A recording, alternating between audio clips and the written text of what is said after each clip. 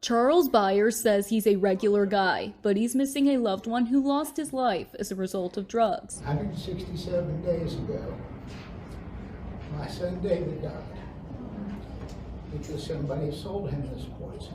Byers joined other panelists in new initiative Operation Fight Fentanyl. Attorney General Daniel Cameron and others make up this team looking to tackle the opioid epidemic in the Commonwealth. This new initiative kicked off Wednesday in Covington with a roundtable discussion. Oftentimes Northern Kentucky can feel like they don't necessarily get as much attention as other parts of the state. But we know that opioids, and fentanyl in particular, have hit this region hard. These panelists and advocates explain that fentanyl overdoses are now the leading cause of death for Americans ages 18 to 45.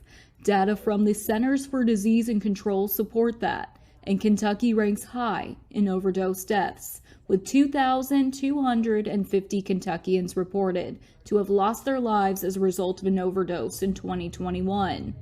Fentanyl was involved in more than 70% of those overdose deaths. Kentucky is 2 behind West Virginia for what is called the age-adjusted rate of drug overdose deaths, which then struck the discussion of what needs to be done. Panelists shared ideas of ending stigma, furthering education, legislative efforts, meeting people where they're at, and more. Byers says he doesn't have the magic answer to what will combat this drug crisis, but he says the team working alongside him needs to continue all of their efforts. It's going to take all of us doing everything that we can with everyone that we come in contact with.